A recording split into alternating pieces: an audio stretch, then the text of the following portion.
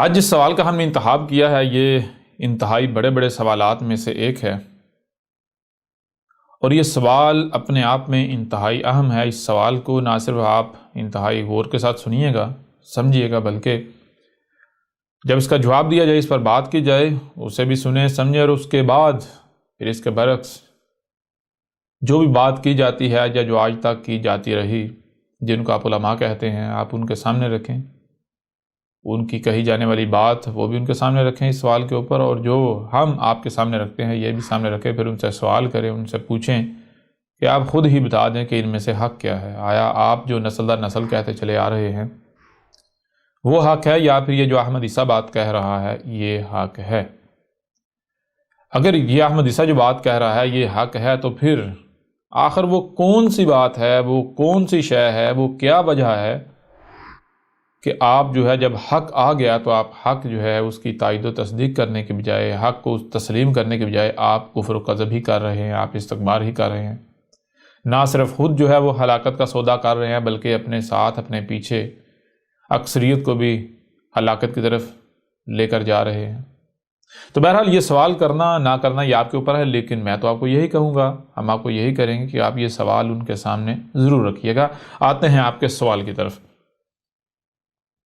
احمد عیسیٰ بھائی صاحب، سے پہلے تو آپ کا جتنا بھی شکریہ ادا کیا جائے کم ہے کہ آپ کی وجہ سے ہمارے اندر سوچنے سمجھنے کی صلاحیت پیدا ہوئی، اور آپ ہی کی وجہ سے ہم میں سوال کرنے کی ہمت پیدا ہوئی، ورنہ ہمیں تو بچپن سے ہی ایسا بنا دیا گیا تھا کہ ہم کوئی بھی سوال نہیں کر سکتے۔ اگر کوئی سوال ذہن میں آ بھی جاتا تو یہ سوچ کر خوف کا شکار ہو کر اپنے سوال کو دبا دیتے کہ کہیں ہم کافر نہ ہو جائیں، کہیں اللہ ہم سے ناراض نہ ہو جائیں، کہیں ہم دائرہ اسلام سے خارج ہی نہ ہو جائیں، یا کہیں ہمارا یہ سوال اللہ، رسول، ملائکہ، قرآن، علماء یا اسلام کی توہین کے زمرے میں نہ آ جائے، اور ہم اس خوف کی وجہ سے اپنے سوالات کو دبا دیتے تھے۔ لیکن آج الحمدللہ آپ کی وجہ سے ہم ایسے تمام تر خوف و ڈر سے آزاد ہو چکے ہیں، اور میں یہ بات پورے یقین کے ساتھ کہہ رہا ہوں کہ اگر کسی بھی مکتبہ فکر کا شخص آپ کی باتوں کو سن لے، کوئی پڑھا لکھا ہو یا پھر ان پڑھ ہو، جو بھی آپ کی دعوت کو ایک بار سن لے گا تو اس کی زندگی میں پہلی بار اسے آزادی کا احساس ہوگا کہ اصل میں آزادی کسے کہتے ہیں اور حق ہے کیا۔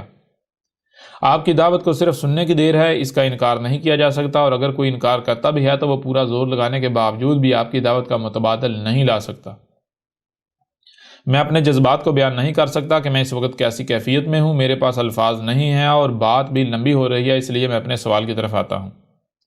ہم یہ بات بچپن سے سنتے چلے آ رہے ہیں کہ اللہ نے قرآن میں فرمایا ہے کہ اللہ نے ہم سے اپنے رب ہونے کا عہد لیا تھا، اور تراجم و تفاسیر میں اور علماء نے ہمیں بتایا کہ وہ عہد عالم ارواح میں لیا گیا، لیکن ہمیں تو کچھ یاد نہیں پڑتا کہ ہم سے اللہ نے ایسا کوئی عہد لیا تھا۔ اور اگر بالفرض مان بھی لیا جائے کہ اللہ نے ہم سے ایسا کوئی عہد لیا تھا تو پھر یہ کہاں کی عقل مندی ہوئی کہ ہم سے ایسی حالت میں عہد لیا گیا کہ ہمیں اس بارے میں کچھ بھی یاد تک نہیں۔ جیسے آپ مثالیں دیتے ہیں، میں بھی اپنے سوال کو ایک مثال سے آپ کے سامنے واضح کرتا ہوں۔ مثلاً اگر میں آپ کو نشہ ور انجیکشن لگا دوں اور آپ اپنے ہوش کھو بیٹھیں، تو بے ہوشی کی حالت میں یا مدہوشی میں آپ سے کوئی بات کہوں یا آپ سے کوئی عہد لے لوں تو کیا میں عقل مند کہلواؤں گا؟ اور کیا یہ آپ کے ساتھ انصاف ہوگا؟ اور کیا ایسا کرنا کسی بھی صورت جائز ہو سکتا ہے؟ یہ کیا بات ہوئی کہ اگر انسان ایسا کرے تو انسان پر لعن طعن کی جائے گی، اسے برا بلا کہا جائے گا، اسے ظالم کہا جائے گا، لیکن اگر یہی کام اللہ کرے تو کیا صرف اس وجہ سے سوال کو دبا دیا جائے کہ ایسا کرنے والا اللہ ہے، اس لیے خاموش ہو جائیں، اپنے سوال کو دبا لیں کہ یہ اللہ کر رہا ہے؟ اور پھر کون سا اللہ جو نہ تو کبھی سامنے آیا اور نہ ہی ہم نے اسے کبھی سنا نہ دیکھا؟ اگر ایسا کوئی اللہ ہے بھی تو کیا اس کا ہمارے ساتھ یہ ظلم نہیں ہے؟ اور ہمیں بچپن سے ایک اور بات بھی بتائی گئی کہ نابالغ یا جو مکمل باشعور نہیں ہو جاتا وہ مرفوع القلم ہوتا ہے، لیکن کیا یہ قانون خود اللہ پر لاگو نہیں ہوتا؟ پلیز اس سوال کا اسی طرح تسلی بخش جواب دیں جیسے آپ حسب روایت ہر سوال کا جواب دیتے ہیں۔ جی، یہ تھا آپ کا سوال آپ کا تھوڑا لمبا ہی تھا، لیکن ہم نے کوشش کی کہ آپ کے سوال کو کہیں سے کانٹا چھانٹا نہ جائے، یعنی کہ جو آپ کا سوال ہے منوان اسی طرح سب کے سامنے رکھا جائے، آپ کے سامنے رکھا جائے۔ اور آپ کا سوال واقعتاً تھا ہی ایسا کہ اسے یعنی کہ اسی طرح سامنے رکھا جاتا، اور اس طرح کے جیسے آپ نے سوال بھیجا ہے اس طرح کے بہت سارے سوالات موصول ہیں، یعنی کہ ان سوالات کا محور بھی وہی ہے جو آپ کے سوال کا محور ہے، لیکن ان تمام سوالات میں آپ کا سوال جو ہے وہ بہترین سوال تھا، انتہائی زبردست سوال تھا جو کہ تمام سوالات کا احاطہ کرتا تھا، اس وجہ سے آپ کے سوال کا انتخاب کیا گیا اور سب کے سامنے رکھا گیا۔ تو اب آتے ہیں اس کے جواب کی طرف۔ دیکھیں میرے پیارے بھائی، آپ جنہوں نے سوال بھیجا اور آپ کے علاوہ وہ جتنے بھی لوگ ہیں جنہوں نے اس سے ملتا جلتا یا اسی مرکز و محور کا سوال ارسال کیا، سوال بھیجا، وہ سب کے سب ہوں، یا پھر آپ کے علاوہ وہ تمام کے تمام افراد، وہ تمام کے تمام لوگ جن کا یہ کہنا ہے، جن کا یہ دعویٰ ہے کہ اللہ نے ہم سے عہد لیا تھا، اور عہد کب لیا تھا؟ عہد لیا تھا عالم ارواح میں، ٹھیک ہے جی۔ تو ایسے تمام کے تمام افراد کو نہ صرف میں یہ چیلنج کرتا ہوں، بلکہ اگر کوئی شخص اپنے اس سوال کو، یعنی اپنی اس بات کو قرآن سے ثابت کر دے تو میں اسے منہ مانگا انعام دوں گا، یا جو سزا کہیں گے احمد عیسیٰ اسے بھگتنے کو تیار ہے۔ یعنی دیکھیں کہ یہ جو بات آپ نے کہی ہے، جو سوال آپ نے سامنے رکھا ہے، جی اللہ نے ہم سے عالم ارواح میں عہد لیا تھا، اور ظاہر بات ہے عالم ارواح کیا ہے کسی کو پتہ ہی نہیں ہے۔ اگر بالفرض مان لیا جائے ایسا کوئی عالم ہے بھی، تو وہ تو پھر ایسا عالم ہوا نا جس کے بارے میں آپ کو کوئی شعور نہیں ہے، آپ کو کوئی سمجھ نہیں ہے۔ اگر عالم ارواح میں کوئی بات ہوئی تو اس کو آج اس زندگی میں تو امپلیمنٹ نہیں کیا جا سکتا، اس زندگی میں تو اس بارے میں نہیں پوچھا جا سکتا جی آپ کو ہم نے فلاں ایک بات کہی تھی تو ہاں جی بتائیں آج آپ نے وہ کام کیا یا نہیں کیا ہے۔ بھائی وہ حساب تو تب لیا جائے گا جب آپ کسی کو اس کے ہوش و حواس میں بات بتائیں گے، جی ہوش و حواس میں عہد لیں گے، ایک وعدہ لیں گے۔ تو بہرحال یعنی کہ یہ بات جو ہے کہ اللہ نے قرآن میں جی کہا ہے کہ ہم نے تم سے عالم ارواح میں عہد لیا تھا کہ تمہارا رب کون ہے، کیا میں تمہارا رب نہیں ہوں؟ ہاں جی صاحب نے اقرار کیا تھا، کہا جی ہاں اللہ تو ہمارا رب ہے۔ اگر دنیا کی کوئی طاقت یہ بات قرآن سے ثابت کر دے تو جو انعام کہیں گے احمد عیسیٰ وہ دینے کو تیار ہے، جو سزا کہیں گے احمد عیسیٰ وہ سزا بھگتنے کو تیار ہے، اس کے باوجود کہ یہ بات نسل در نسل چلی آ رہی ہے، اس کے باوجود کہ یہ بات صدیوں سے چلی آ رہی ہے، اس کے باوجود کہ یہ بات روایات میں ان کے تراجم کی صورت میں موجود ہے، اس کے باوجود کہ یہ بات قرآن کے تراجم و تفاسیر کی صورت میں موجود ہے، اس کے باوجود کہ اکثریت یہی بات کہتی ہے، اس کے باوجود کہ آپ کے جو علماء ہیں جن کو آپ علماء کہتے ہیں اور احمد عیسیٰ ان کو ملاٹے کہتا ہے، وہ تمام کے تمام ملاٹے اس بات پر متفق ہیں کہ اللہ نے ہم سے عالم ارواح میں عہد لیا تھا۔ یعنی اس بات کا اس قدر پختہ ہونے کے باوجود احمد عیسیٰ یہ چیلنج کرتا ہے کہ دنیا کی کوئی طاقت اگر اپنی اس بات کو اس قرآن سے ثابت کر دے کہ ایسا قرآن میں لکھا ہوا ہے تو جو سزا کہیں گے احمد عیسیٰ وہ سزا بھگتنے کو تیار ہے، ٹھیک ہے جی، یا جو انعام کہیں گے احمد عیسیٰ وہ انعام دینے کو تیار ہے، یا پھر جو انعام کہیں نہ صرف وہ انعام بلکہ اس کے ساتھ جو سزا کہیں وہ سزا بھی احمد عیسیٰ بھگتنے کو تیار ہے۔ یا احمد عیسیٰ چیلنج کرتا ہے دنیا کی کوئی طاقت اس بات کو قرآن سے ثابت نہیں کر سکتی، یعنی ایسا قرآن میں کہیں بھی کچھ نہیں لکھا ہوا، ٹھیک ہے جی، سب سے پہلی بات ہو گئی ہے۔ اب آئیں دوسری بات یہ ہے میرے پیارے بھائی، ہم ہر بار یہ بات واضح کرتے ہیں اور واضح کر چکے ہیں کہ دیکھیں اسی قرآن میں ہے کہ ہم نے ہر شے سے اس کا جوڑا خلق کیا، ہر شے سے اس کا جوڑا خلق کیا، ہر شے سے اس کا جوڑا ہے۔ کوئی بھی بات ہو، کوئی بھی شے ہو، کوئی بھی ذات ہو تو اس کا جوڑا ہوتا ہے۔ ایک تو مثال کے طور پر آپ لیتے ہیں نا، میل اور فیمیل ہو گیا، نیگیٹو اور پازیٹیو ہو گیا، متضاد ہو گیا، بات یعنی وہ بھی اس میں کوئی شک نہیں، وہ بھی جوڑا ہے۔ اس کے ساتھ ہر شے جو ہے وہ اس کا معاملہ کیا ہے، اس کا نہ صرف ظاہر ہے بلکہ باطن بھی ہے، یعنی ہر لحاظ سے جوڑا ہے، ہر لحاظ سے۔ تو کوئی بھی بات ہے، کوئی بھی ذات ہے، کوئی بھی شے ہے، کوئی بھی وجود ہے، تو وہ صرف وہی کل کا کل نہیں ہے جو ظاہر ہے، بلکہ ظاہر کے ساتھ ساتھ باطن بھی ہے، جسے عربوں کی زبان میں غیب بھی کہتے ہیں، ٹھیک ہے جی، غیب یعنی کہ جو چھپا ہوا ہے۔ اب اگر بالفرض پہلی بات تو یہ ہے کہ ایسا قرآن میں کچھ ہے ہی نہیں، اور اگر اس کے باوجود بھی یہ مان لیا جائے کہ ایسا قرآن میں لکھا ہوا ہے، قرآن میں لکھا ہوا ہے، اگر لکھا ہوا ہو اس کے باوجود بھی آپ یہ نہیں کہہ سکتے کہ قرآن میں ایسا ہے۔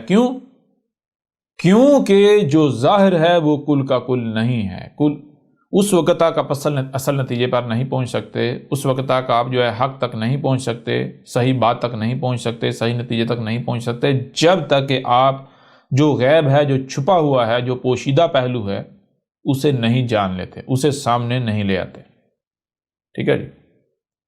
یعنی اگر قرآن میں یہ واضح الفاظ میں لکھا ہوا ہو، اس کے باوجود بھی آپ یہ نہیں کہہ سکتے کہ ایسا قرآن میں ہے۔ کیونکہ وہ ظاہر ہوگا، اور ظاہر کل کا کل نہیں ہے جب تک کہ اس کے ساتھ جو باطن ہے، جو چھپا ہوا ہے، وہ نہ سامنے آ جائے، ٹھیک ہے جی۔ لیکن یہاں تو معاملہ یہ ہے کہ قرآن میں ظاہر بھی نہیں لکھا ہوا، ایسا ظاہراً بھی ایسا کچھ نہیں لکھا ہوا، ظاہراً بھی ایسا کچھ نہیں لکھا ہوا، ٹھیک ہے جی۔ پھر اس کے علاوہ آپ کے اوپر یہ بات بھی کھول کر واضح کی جا چکی کہ یہ قرآن کیا تھا؟ قرآن متشابہن کا مطلب کیا ہے؟ وہی دو پہلو ہیں بھائی، ایک ظاہر اور دوسرا باطن۔ یہ جو ظاہر ہے یہ کل کا کل نہیں ہے جب تک کہ جو باطن ہے، جو چھپا ہوا ہے، یعنی جو غیب ہے، وہ سامنے نہیں آ جاتا۔ تو یہ جو قرآن ہے، یہ جو سامنے نظر آ رہا ہے، یہ جو قرآن یہ ہم آپ کے سامنے رکھتے ہیں، یہ جو قرآن ہے، یہ جو اس میں آپ کو جو کچھ بھی یہ جو سامنے نظر آ رہا ہے، یہ کیا ہے؟ یہ ظاہر ہے، یہ ایک پہلو ہے، اور جو ظاہر ہے وہ کل کا کل نہیں ہوتا جب تک کہ جو باطن ہے وہ سامنے نہیں آ جاتا، ٹھیک ہے جی۔ تو اب قرآن کا جو باطن ہے، جو دوسرا حصہ ہے، اس کا علم کس کے پاس ہے؟ ظاہری بات ہے اسی کے پاس ہے جس نے اسے اتارا، جس نے اسے بھیجا، اس کے علاوہ اس کا علم کسی کے پاس نہیں ہے۔ اور یہی بات اس قرآن میں آپ کے اوپر بار بار واضح کی جا چکی، سورہ القیامہ میں ہے کہ یہ جو قرآن جو ہے، اس قرآن کو جب اتارا ہم نے ہے، یہ قرآن جو ہے یہ متشابہن ہے، تو پھر اس قرآن کو ہمارے علاوہ بیان کون کر سکتا ہے؟ یعنی اللہ کے علاوہ، اتارنے والے کے علاوہ کون ہے جو بیان کر سکے؟ اللہ کے علاوہ اسے کوئی بیان کر ہی نہیں سکتا۔ جب اس قرآن کو اللہ کے علاوہ کو بیان کر ہی نہیں سکتا، اگر کوئی اس قرآن کو سمجھنا چاہتا ہے تو اس کے لیے سب سے پہلا کام اس نے یہ کرنا ہے کہ اپنے آپ کو اس نے فقیر تسلیم کرنا ہے اور اللہ کو غنی تسلیم کرنا ہے، اور اس وقت تک اس کے اوپر قرآن نہیں کھلے گا، واضح نہیں ہوگا، بیان نہیں ہوگا جب تک کہ وہ خود کو مکمل طور پر اللہ کے آگے جھکا نہیں دیتا، رب کے آگے سرنڈر نہیں کر دیتا، ٹھیک ہے نا۔ تو جب قرآن کو اللہ کے علاوہ کوئی بیان نہیں کر سکتا، تو پھر یہ جو ملاٹے ہیں، انہوں نے کس بنیاد پر یہ دعویٰ کیا کہ قرآن میں یہ لکھا ہوا ہے؟ یہ کس بنیاد پر یہ کہہ سکتے ہیں، یہ دعویٰ کر سکتے ہیں کہ قرآن میں فلاں بات ہے اور فلاں بات نہیں ہے؟ کس بنیاد پر کہہ سکتے ہیں؟ آپ جائیں ان سے سوال کریں، ان سے پوچھیں نا، کیوں نہیں پوچھتے؟ ٹھیک ہے۔ پھر دیکھیں ایک اور بات آپ کے سامنے رکھتے ہیں، اس قرآن میں بار بار آیا ہے فاسق، فاسقون، فاسقین، فاسق، جی فاسق کسے کہتے ہیں؟ فاسق فسق کسے کہتے ہیں؟ بدل دینا، شے کو اس کی اصل حالت سے بدل دینا، اس میں تبدیلی کر دینا، بات میں تبدیلی کر دینا۔ اس قرآن میں آیا ہے کہ جو لوگ قرآن کو بدلتے ہیں، قرآن کو بدلنے والے، تو کون ہے قرآن کو بدلنے والے؟ میں آپ سے پوچھوں گا، کیا کوئی عیسائی قرآن کو بدلے گا؟ کوئی یہودی بدلے گا؟ کون بدلے گا؟ اور بھائی قرآن کو تو وہی بدلے گا نا جو قرآن کو سمجھنے یا سمجھانے کا دعویٰ کر رہا ہے، جو قرآن کو کھول رہا ہے، وہی بدلے گا نا۔ تو کون ہیں وہ لوگ جنہوں نے اپنی طرف سے یہ ٹھیکہ اٹھایا کہ بھائی ہم بتائیں گے اس قرآن میں کیا لکھا ہوا ہے؟ اب اگر تو ان کا اللہ کے ساتھ براہ راست رابطہ ہے، اللہ ان کے ذریعے کلام کر رہا ہے، قرآن کو بیان کر رہا ہے، پھر تو بات بالکل ٹھیک ہے۔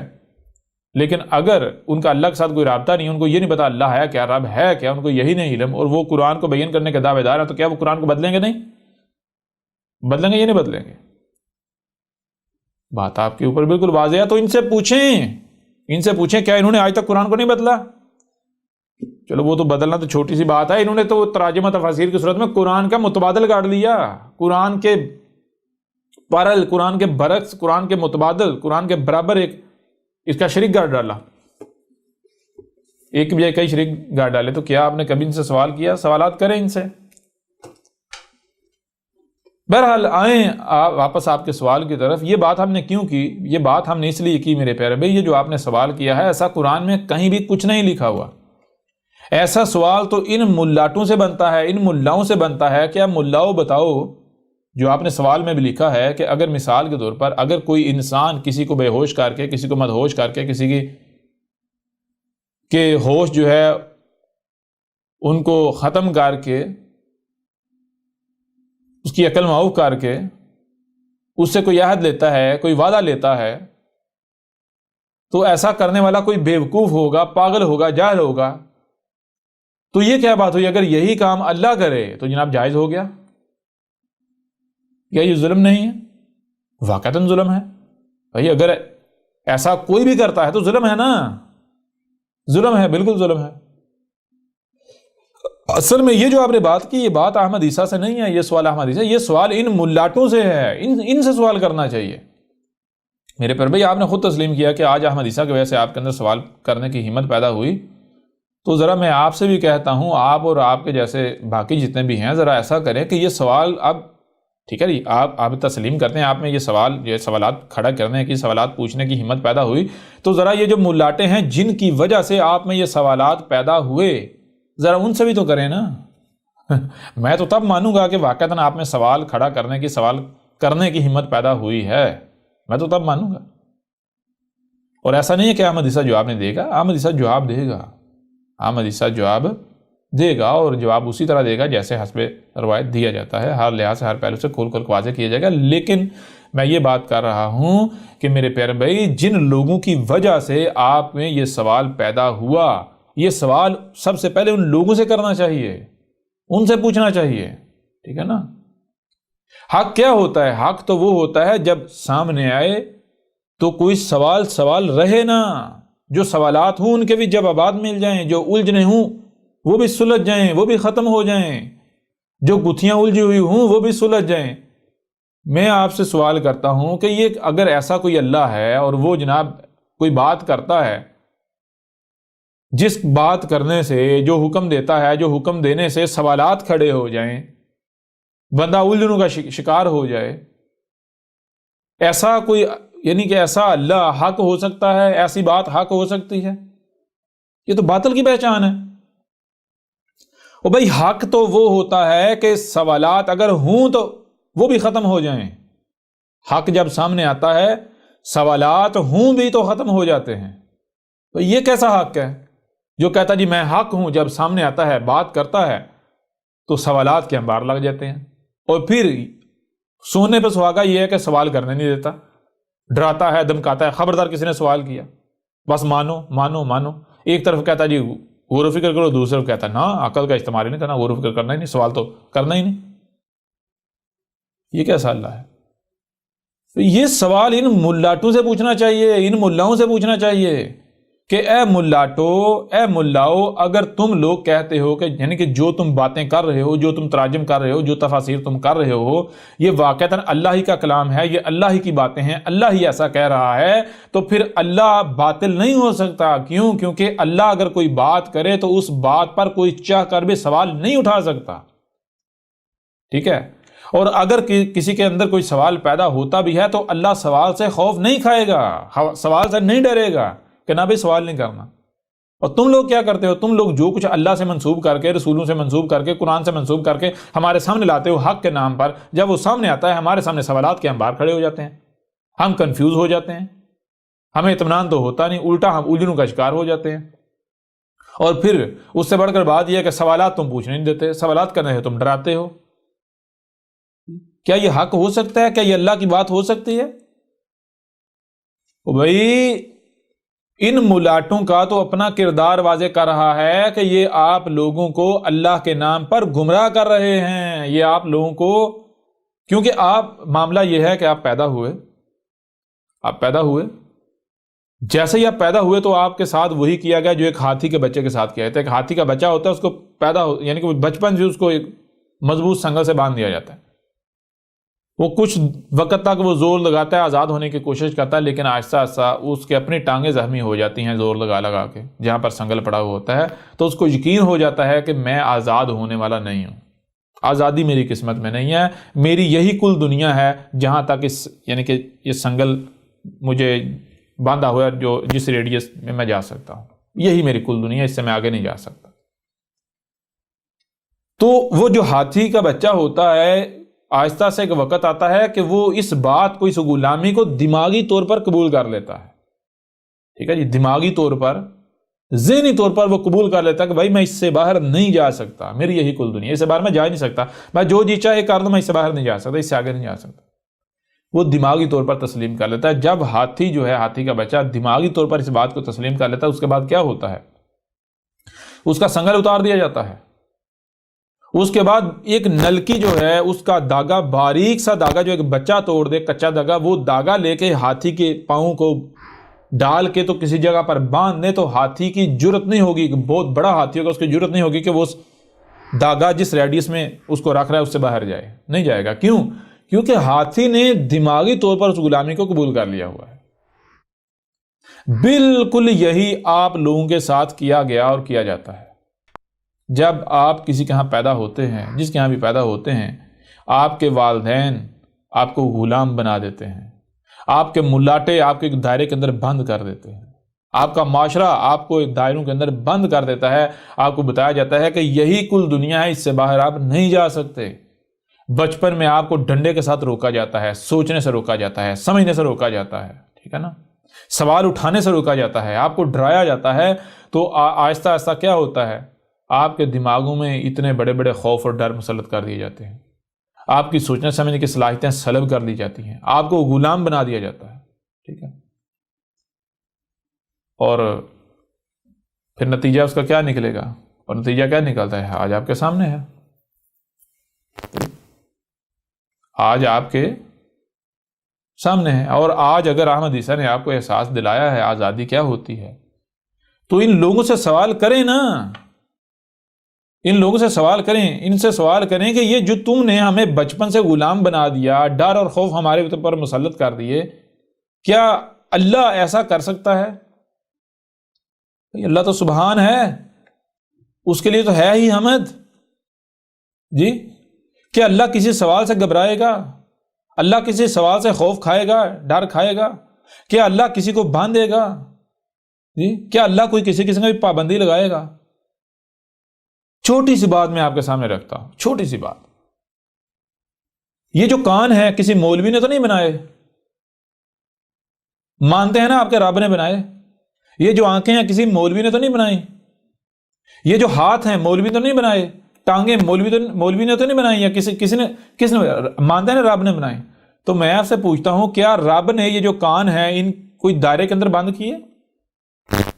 یا پھر جتنا بھی ظاہر ہے سننے کی صلاحیت دی؟ جتنا بھی ظاہر ہے، جس حد تک یہ کان سننے کی صلاحیت رکھتے ہیں، رب نے ان کو آزاد خلق کیا ہے، آنکھوں کو آزاد۔ کوئی رب نے آگے کوئی پردہ لگایا جی کوئی ایسی چیز آئے گی جو تم نے نہیں دیکھنی، جو تمہارے لیے اچھی نہیں ہے، تو آنکھیں بند ہو جائیں آٹومیٹک، یا دکھنا بند ہو جائے؟ ایسا ہوتا ہے؟ نہیں ہوتا۔ وہ رب نے تو آپ کو آزاد خلق کیا ہے، رب تو نہیں گھبراتا جی، رب تو نہیں گھبراتا۔ رب تو بار بار کہتا ہے بھائی تحقیق کرو، تحقیق کرو، تحقیق کرو۔ یہ ملا کیسا ہے، یہ لوگ کیسے جنہوں نے بچپن سے آپ کی تربیت ایسی کر دی؟ ان سے پوچھیں بھائی کیا تم لوگ اللہ کے نام پر ہمیں گمراہ نہیں کر رہے، ہمیں استعمال نہیں کر رہے؟ بچپن سے آپ کے دماغوں میں یہ بت نصب کر دیے گئے، آپ کو قیدی بنا دیا گیا، آپ کے اوپر ڈر اور خوف مسلط کر دیے گئے، آج انہی کا استعمال کیا جا رہا ہے۔ آپ کی ان کمزوریوں کا استعمال کر کے یہ لوگ آپ کو استعمال کر رہے ہیں، آپ کے ملاٹے آپ کو استعمال کر رہے ہیں، کیونکہ ان کو پتا ہے اللہ کے نام پر کسی کو بھی استعمال کیا جا سکتا ہے، محمد کے نام پر کسی کو بھی استعمال کیا جا سکتا ہے، رسول کے نام پر کسی کو بھی استعمال کیا جا سکتا ہے۔ جو اصطلاحات، جو بت آپ کے دماغوں میں نصب کیے گئے، ٹھونسے گئے، گھڑے گئے اتنی محنت سے ان لوگوں نے، تو ان کو پتا ہے وہ بت جو ہے وہ آپ کی کمزوریاں ہیں، ان کمزوریوں کو لے کر آپ کو استعمال کیا جا سکتا ہے، آپ کی ان کمزوریوں کو بطور دباؤ استعمال کیا جاتا ہے، ٹھیک ہے نا۔ تو لہٰذا میرے پیارے بھائی، جہاں اگر آپ کہتے ہیں کہ آپ کے اندر سوال کرنے کی ہمت پیدا ہوئی، تو میں تو تب مانوں گا جس دن آپ نے یہ سوالات ان ملاٹوں سے کیے، ان دین کے ٹھیکیداروں سے کیے، ٹھیک ہے نا، یہ جو ٹھیکیداری اٹھائے ہوئے ہیں اپنے کندھوں پر، ان سے جس دن آپ نے سوالات کیے۔ ویسے تو سوال کا جواب یہیں تک یعنی کہ غور کیا جائے تو آپ کو مل چکا ہے، لیکن اس کے باوجود ہم جو ہے ایک اور پہلو سے آپ کے سوال کو اب کھول کر واضح کرتے ہیں، اس کا جواب آپ کے سامنے رکھتے ہیں۔ آپ نے کہا جی اللہ نے قرآن میں کہا ہے کہ ہم نے تم سے عہد لیا تھا، اور وہ قرآن میں کون سی آیت ہے میں آپ کو بتاتا ہوں، یہ بہت مشہور آیت ہے. یہ آیت ہے سورہ الاعراف ہے، 7 نمبر سورت ہے، اور اس کی آیت ہے 172 172. تو اس میں ہے وَإِذْ أَخَذَ رَبُّكَ مِنْ بَنِي آدَمَ مِنْ ظُهُورِهِمْ ذُرِّيَّتَهُمْ وَأَشْهَدَهُمْ عَلَىٰ أَنفُسِهِمْ أَلَسْتُ بِرَبِّكُمْ قَالُوا بَلَىٰ شَهِدْنَا أَن تَقُولُوا يَوْمَ الْقِيَامَةِ إِنَّا كُنَّا عَنْ هَٰذَا الْغَافِلِينَ. تو اس آیت میں کیا کہا گیا؟ اس آیت میں ایسی کوئی بات کہی ہی نہیں گئی کہ جو بات نسل در نسل آج تک چلی آ رہی ہے. اس آیت کو لے کر جو کہا جاتا ہے جی اللہ نے ہم سے عالم ارواح میں عہد لیا تھا کہ جی بتاؤ کیا میں تمہارا رب نہیں ہوں، یا تمہارا رب کون ہے؟ تو کہا ہاں اللہ تو ہمارا رب ہے. آیت میں ایسی کوئی بات ہے ہی نہیں. آیت میں کیا ہے ذرا غور کیجئے گا. آیت میں وا اور از، تب، کب تب، یہاں بات شروع ہو رہی ہے اور سے. اور واؤ سے بات کیوں شروع ہوتی ہے؟ قرآن جو ہے یا اللہ جو ہے وہ واؤ سے، اور واؤ کا معنی ہوتا ہے اور سے بات کیوں شروع ہو رہی ہے؟ اور سے بات اس لیے شروع ہو رہی ہے میرے پیارے بھائیوں، یہ جو بات آپ نے کہی جی اللہ نے عالم ارواح میں ہم سے عہد لیا تھا، تو یہ بات آپ نے کیا خود سمجھی ہے یا آپ نے سنی ہے کہیں سے؟ جی آپ نے یہ بات خود سے سمجھی ہے یا پھر آپ نے کہیں سے سنی ہے، کہیں لکھی ہوئی دیکھی ہے؟ تو اس کا جواب بالکل واضح ہے کہ یہ جو آپ کہہ رہے ہیں یہ آپ نے خود سے نہیں سمجھا کہ اللہ نے ایسا کہا، نہیں، قرآن میں ایسا ہے، نہیں، یہ آپ نے خود سے نہیں سمجھا، بلکہ آپ نے سنا ہے کس سے؟ اپنے آباء و اجداد سے، اپنے ملاٹوں سے. آپ نے اپنے ملاٹوں کی، اپنے آباء و اجداد کی کتابوں سے، تراجم و تفاسیر میں ایسا لکھا ہوا پڑھا ہے، دیکھا ہے، سمجھا تو آپ نے ہے ہی نہیں. یہی بات یہاں کی جا رہی ہے، واؤ، وا، اور کا مطلب کیا ہے بھائی؟ ایک تو بات ہوا جو تم کہہ رہے ہو، جو تم نے سنی، جو دیکھی. تو ہم تم سے سوال کرتے ہیں کہ کیا ہم نے تمہیں صرف سننے اور دیکھنے کی صلاحیت دی کہ جو بھی سنائی دیتا ہے اسے منوان تسلیم کر لو، جو بھی دکھائی دیتا ہے اسے ویسے منوان تسلیم کر لو، جو بھی سنائی دیتا ہے دکھائی دیتا ہے اسی طرح عمل کرنا شروع کر دو، اسی کی طرف چلنا شروع کر دو؟ یا پھر اس کے درمیان میں ہم نے سمجھنے کی صلاحیت بھی رکھی کہ اس وقت تک عمل نہیں کرنا جب تک کہ جو سنائی اور دکھائی دے رہا ہے اسے سمجھ نہیں لیا جاتا؟ ہم نے سمجھنے کی صلاحیت دی یا نہیں دی؟ لہذا کیا تم نے جو سنائی دے رہا ہے، جو دکھائی دے رہا ہے اسے سمجھ لیا؟ نہیں، تم تو وہی کہہ رہے ہو جو تم نے سنا، جو دیکھا، جو تمہارے آباء و اجداد سے تمہیں منتقل، تم تو وہی رٹے لگا رہے ہو. اور چلو وہ جو بات تم کہہ رہے ہو جی اللہ نے عالم ارواح میں ہم سے عہد لیا تھا، یہ تم نے سنا نا، ٹھیک ہے، اس کو ایک سائڈ پر رکھو. آپ ایک کام اور کرو. کیا کرو؟ کہ ہم نے تمہیں جو سنائی اور دکھائی دے رہا اسے سمجھنے کی صلاحیت نہیں دی نا، تو ایک بار سمجھ کے تو دیکھ لو، کیا یہ اللہ نے ایسا کہا ہے یا پھر یہ تمہارے ملاٹوں نے کہا ہے؟ ملاٹوں نے اللہ کے اوپر بہتان باندھا ہے، افترا کیا ہے تمہارے بڑوں نے. جی سمجھ بھی تو لو نا ذرا. جب تم سمجھو گے تو پھر تمہارے اوپر حق کھل کر واضح ہو جائے گا کہ حقیقت کیا ہے اور تمہارے بڑوں نے، تمہارے ملاٹوں نے تمہارے ساتھ کیا کھلواڑ کیا ہے، پھر تمہیں سمجھ آئے گی. یہی بات مثال کے طور پر آپ دیکھیں، یہ دیکھیں ذرا، یہ سورت ہے المومنون، سورہ المومنون کی آیت نمبر 78 اس میں کیا ہے؟ وَهُوَ الَّذِي أَنشَأَ لَكُمُ السَّمْعَ وَالْأَبْصَارَ وَالْأَفْئِدَةَ قَلِيلًا مَا تَشْكُرُونَ. اس میں کیا کہا جا رہا ہے؟ وا اور ہوا، یہاں بات واو سے شروع ہو رہی ہے. آگے بات کیا، یعنی کہ آگے تم کو کیسا ہم بنایا گیا ہے؟ تمہیں کیسا بنایا گیا ہے؟ تمہیں بنایا گیا ہے سننے والا، دیکھنے والا، نہ صرف سننے اور دیکھنے والا بلکہ سمجھنے والا بھی بنایا ہے. اچھا، کون تم کو ایسا سننے دیکھنے سمجھنے والا کس نے بنایا ہے؟ کون؟ یہ تم کیا سن رہے ہو اس بارے؟ جی اللہ نے بنایا نہیں، اللہ نے ہمیں بنایا، اللہ نے ہمیں بنایا، اللہ نے ہمیں بنایا، اللہ نے ہمیں بنایا، یہ تو سن ہی رہے ہو نا۔ کون سا اللہ جو اوپر آسمان پر چڑھ کے بیٹھا ہوا ہے؟ یہ تو تم سنتے آ رہے ہو نا، یہ تو تم نے سنا ہے اپنے بڑوں سے، نسل در نسل چلا آ رہا ہے، ان کی بڑوں کی کتابوں میں لکھا ہوا پڑھا ہے، دیکھا ہے، یہی ہے نا۔ کیا جو سنائی اور دکھائی دے رہا ہے وہی کل کا کل ہے؟ یا کیا ہم نے تمہیں صرف سننے اور دیکھنے کی صلاحیت دی؟ جو سنائی اور دکھائی دے رہا اسے سمجھنے کی صلاحیت نہیں دی؟ ایک طرف تمہارے بڑے، تمہارے آباء و اجداد، تمہارے ملاٹے یہ کہہ رہے ہیں کہ تمہیں اللہ نے خلق کیا، اللہ نے خلق کیا، اللہ نے بنایا، اور کون ہے اللہ؟ اللہ کائنات سے الگ اوپر آسمانوں پر چڑھ کے بیٹھا ہوا ہے۔ یہ تو تم سن رہے ہو۔ تم ایسا کرو، تم ایک بار خود اپنی تخلیق میں بھی غور کر کے دیکھو کہ تمہیں کس نے خلق کیا ہے۔ تو جب تم اپنی تخلیق میں غور کرو گے تو تمہارے اوپر یہ بات کھل کر واضح ہو جائے گی کہ ایسا کوئی اللہ ایگزسٹ نہیں کرتا، وجود ہی نہیں رکھتا جو مذہب کا اللہ ہے، جو نسل در نسل ہمارے نہیں کہ وہ دماغوں میں ٹھونسا گیا۔ ہمیں خلق کس نے کیا ہے؟ وَهُوَ الَّذِي ہوا، یہ جو بھی موجود ہے ہر طرف، اور جو بھی تمہیں نظر آئے، یہی وجود ہے، یہی ذات ہے جس نے تمہیں خلق کیا۔ اور تمہیں کیسا بنایا ہے؟ کیسا بنایا ہے تمہیں؟ ذرا غور کرو، کیا تم کو سننے کی صلاحیت نہیں دی؟ سننے والا خلق نہیں کیا گیا، بنایا گیا؟ بنایا گیا نا سننے والا، تو کیا صرف سننے والا بنایا گیا؟ اس طرح دیکھنے والا نہیں بنایا تمہیں؟ جی بنایا نا، تو کیا صرف سننے اور دیکھنے والا بنایا، یا پھر جو سنائی اور دکھائی دے رہا ہے اسے سمجھنے والا بھی بنایا؟ جی بنایا یا نہیں بنایا؟ تو اے عقل کے اندو، جب ہم نے تمہیں سننے کے لیے کان دیے، دیکھنے کے لیے آنکھیں دی، جو سنائی اور دکھائی دے رہا ہے اسے سمجھنے کی صلاحیت دی، تمہارے جو قلوب ہیں ان کو افائدہ کیا، یعنی قلوب جو دل ہیں وہ سنتے اور سمجھتے ہیں، وہ دیکھتے ہیں، جو ان کانوں سے سنا نہیں جا سکتا، ان آنکھوں سے دیکھا نہیں جا سکتا، دماغ سے سمجھا نہیں جا سکتا، تو پھر تم کیوں نہیں غور و فکر کرتے؟ تم کیوں نہیں سمجھ رہے؟ کیوں نہیں؟ یہی بات آگے گئی، قلیلا ما تشکرون، انتہائی تھوڑے ہیں جو کون سے؟ جو شکر کر رہے ہیں۔ شکر کیا؟ جو ان صلاحیتوں کا اسی مقصد کے لیے استعمال کر رہے ہیں جس مقصد کے لیے یہ دی گئی۔ یعنی جو صرف سنتے اور دیکھتے نہیں، جو ایسا نہیں کرتا صرف جو سنا اس کو مان لیا، جو دیکھا اس کو مان لیا، نہیں، جو سنتے اور دیکھتے ہیں اس کو سمجھ بھی رہے ہیں، بغیر سمجھے نہیں مانتے، ایسے انتہائی کم ہیں۔ اکثریت کا معاملہ کیا ہے؟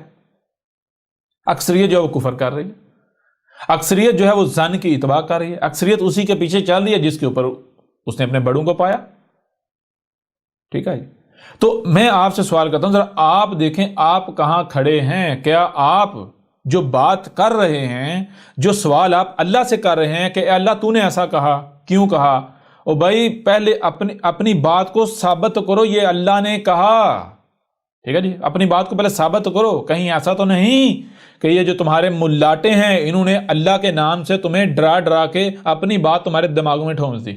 پہلے انہوں نے ایک اللہ نامی بت گڑھا، تمہارے دماغوں کے اندر بٹھایا، اور جب تمہارے اندر یہ بت فکس ہو گیا، پکا ہو گیا، پھر اس بت کو بطور کمزوری استعمال کر کے تمہیں استعمال کیا جا رہا ہے۔ ٹھیک ہے جی؟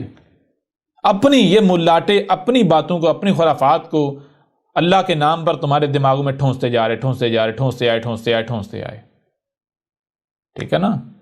تو یہ ہے کہ جو بھی آپ، یعنی جو آپ سوال کر رہے ہیں، جو بات کر رہے ہیں، کیا یہ آپ نے خود سے سمجھا ہے کہ واقعتاً یہ اللہ ہی ایسا کہہ رہا ہے، یا پھر کہیں ایسا تو نہیں کہ آپ وہی بول رہے ہیں جو آپ نے سنا، وہی بول رہے ہیں جو آپ نے دیکھا؟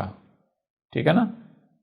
تو سوال کرنے سے پہلے کیا کریں؟ سوال کرنے سے پہلے سوچیں سمجھیں کہ کیا یہ حق ہو سکتا ہے، یہ بات سچ ہو سکتی ہے، کیا اللہ ایسا کر سکتا ہے، کہ ایسا کوئی اللہ ہو سکتا ہے، ایسا کوئی خدا ہو سکتا ہے، کیا مجھے واقعتاً اسی نے خلق کیا ہے جس کے بارے میں نسل در نسل سنتا چلا آ رہا ہوں کہ اوپر جو چڑھ کے بیٹھا ہوا ہے، یا پھر میرا خالق کوئی اور ہے؟ اور وہ ہے جس کا دنیا کی کوئی طاقت رد نہیں کر سکتی، جو کہ ہر طرف یہ کائنات جسے آپ کہتے ہیں وجود نظر آ رہا ہے۔ تو یہ ہے۔ پھر آگے دیکھیں، ایک اور آیت آپ کے سامنے رکھتے ہیں۔ یہ آیت ہے سورہ الاسراء ہے، سورہ الاسراء کی آیت نمبر 36 ہے۔ سورہ الاسراء کی آیت نمبر 36، 17 نمبر سورت ہے، اس کی آیت نمبر جو ہے وہ 36 ہے۔ اس میں کیا ہے؟ وَلَا تَقْفُ مَا لَيْسَ لَكَ بِهِ عِلْمٌ۔ یہاں تو یہ کہا جا رہا ہے کہ کسی بھی ایسے کام، کسی بھی ایسی شے، کسی ایسی بھی بات کے ساتھ ذرا برابر بھی پنگا لینے کی، چھیڑ چھاڑ کرنے کی ضرورت نہیں ہے۔ پنگا لینے کی ضرورت نہیں ہے جس کے بارے میں تیرے پاس علم نہیں ہے، جس کو جس کے حوالے سے تجھے علم ہی نہیں ہے. یعنی سیدھی سی بات کہ بھائی وہ کام کرو ہی نہ جس کے بارے میں علم ہی نہیں. ٹھیک ہے. کیوں؟ آگے کیا ہے؟ آگے کہا گیا ان السمع والبصر والفؤاد کل اولئک کان عنہ مسئولا. آگے جو بات کی جا رہی ہے کہ اس میں کچھ شک نہیں، یہ جو تمہیں سننے کی صلاحیت دی گئی ہے، جو تمہیں دیکھنے کی صلاحیت دی گئی، پھر سننے اور دیکھنے کی صلاحیت نہیں دی بلکہ سمجھنے کی صلاحیت دی ہے، وہ جو ان کانوں سے آنکھوں سے سنائی اور دکھائی دے رہا ہے اسے، بلکہ جو ان کانوں سے سنائی نہیں دیتا، جو آنکھوں سے دکھائی نہیں دیتا، جو کہ غیب ہے، چھپا ہے، اس سے بھی سمجھنے کی، اس سے بھی دیکھنے سننے اور سمجھنے کی صلاحیت دی گئی ہے. تو کیا ہوگا؟ کلن، یہ جتنی بھی صلاحیتیں تمہیں دی گئی ہیں، اولائے کا کان، جن کو، اولائے کا جن کو بھی یہ صلاحیتیں دی گئی ہیں، جن کو بھی دی گئی ہیں، کانا، یہ قانون میں کر دیا، انہو مسئولا، ان کے بارے میں جو ہے ایسی ہر صلاحیت کے بارے میں جو ہے وہ سوال کیا جا رہا ہے، سوال کیا جائے گا، پوچھا جا رہا ہے. ٹھیک ہے. اگر آپ کوئی بھی کام کرتے ہیں، کچھ بھی کرتے ہیں، کوئی بھی بات مانتے ہیں، تو ذرا دیکھیں کہ کیا آپ نے کس بنیاد پر اس بات کو مان لیا، کس بنیاد پر مان لیا، کہ صرف اس بنیاد پر مان لیا کہ میرے بڑوں نے کہا؟ کیا اس بنیاد پر مان لیا کہ یہ تواتر کے ساتھ چلی جا رہی ہے؟ کیا اس بنیاد پر مان لیا کہ اکثریت کہہ رہی ہے؟ تو اصل بنیاد کیا؟ اصل بنیاد یہ ہے کہ جو آپ نے سنا وہ اسے مان لیا، منوان تسلیم کر لیا. تو کیا تمہیں صرف سننے کی صلاحیت دی، یا پھر جو سنائی دیتا ہے اسے سمجھنے کی صلاحیت بھی دی؟ کیا ہم نے تمہیں صرف دیکھنے کی صلاحیت دی، یا پھر جو دکھائی دے رہا ہے اسے سمجھنے کی بھی صلاحیت دی؟ تو کوئی بھی کام کرتے ہو، کوئی بھی بات کرتے ہو، اس وقت تک نہ کرو جب تک کہ تم اسے سمجھ نہیں لیتے. کسی کی بھی بات اس وقت تک نہ مانو جب تک کہ سمجھ نہیں لیتے. لیکن تمہارا معاملہ کیا ہے؟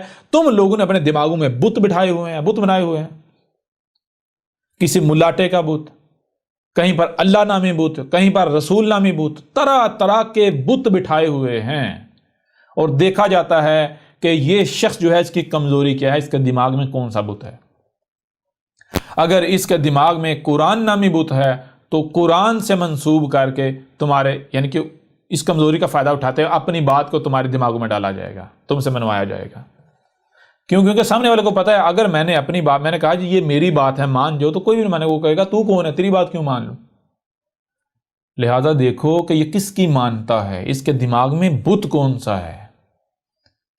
تو اگر کسی کے دماغ میں قرآن نامی بت بنا دیا گیا، یہ ایسا ہے جناب، اس کو کوئی بھی بات بتاؤ یہ قرآن میں لکھا ہوا ہے، تو مان جائے گا. خود تو اس کو پتہ نا قرآن ہے کیا، جو بھی بتاؤ گے قرآن سے منسوب کر کے مان جائے گا. لہذا ایسے لوگوں کو قرآن کے نام پر گمراہ کیا جاتا ہے، ان کو اپنے پیچھے چلایا جاتا ہے بھیڑوں کی طرح. اور جن کی کمزوری، کوئی بابا ہوتا ہے، کوئی ملاٹا ہوتا ہے، کوئی فرقہ ہوتا ہے، کوئی گروہ ہوتا ہے، کوئی جو جس کی کمزوری تھے، جس کے دماغ میں جو بت ہوتا ہے، اسی بت کو، اسی کمزوری کا فائدہ اٹھاتے ہوئے، اسی بت کا استعمال کرتے ہوئے، اسی کمزوری کا استعمال کرتے ہوئے یہ ملاٹے اپنی بات کو، یہ جو چلاک اور مکار لوگ ہوتے ہیں، یہ اپنی بات کو لوگوں کے دماغوں میں ٹھونستے ہیں، تمہارے دماغوں میں ڈالتے ہیں، تمہیں منواتے ہیں. ٹھیک ہے جی. کسی کے دماغوں میں روایات کا بت ہے، کسی کے دماغ میں باب بخاری کا بت ہے، باب مسلم کا بت ہے، کسی شیطان کا، یہ جتنے بھی شیاطین ہیں، طرح طرح کے شیاطین کے بت ہیں. تو جس کے دماغ میں جو بت ہے، پہلے یہ ملاٹے کیا کرتے ہیں، پہلے یہ ملاٹے تمہارے دماغوں میں بت ڈالتے ہیں، بت گڑتے ہیں، بت تراشتے ہیں، بت تراش کر فٹ کرتے ہیں. اور ایک تو ہوتا ہے فزیکلی بت، مادی بت، جو مٹی کا، پتھر کا ہوتا ہے، اس کو توڑنا آسان ہوتا ہے، اس کو سمجھنا آسان ہوتا ہے، اس کو توڑنا آسان ہوتا ہے. لیکن یہ جو دماغی بت ہوتے ہیں نا، ٹھیک ہے، یہ ایک بار اگر کھڑا ہو جائے تو اس کو توڑنا انتہائی مشکل ہوتا ہے. اور تمہارے تو جب تم پیدا ہوتے ہو، پیدا ہوتے تمہارے دماغوں میں یہ بت تراشنا شروع کر دیتے ہیں، تمہارے بڑے والدین شروع کر دیتے ہیں. اور جب تک تم بڑے ہوتے ہو، باشعور ہوتے ہو، تب تک اتنے مضبوط بت تمہارے دماغوں میں کھڑے کر دیے جا چکے ہوتے ہیں کہ پھر تم جو ہے وہ انہی بتوں کی غلامی کرتے ہو جو تمہارے دماغوں میں تصوراتی ہوتے ہیں. پھر ان بتوں سے منسوب کر کے جو چاہے یہ لوگ، یہ چلاک اور مکار لوگ، یہ تمہارے دماغوں میں ٹھونستے ہیں، اپنی باتیں تمہارے دماغوں میں ڈالتے ہیں، اور بدلے میں تم سے تمہارا مال کھاتے ہیں.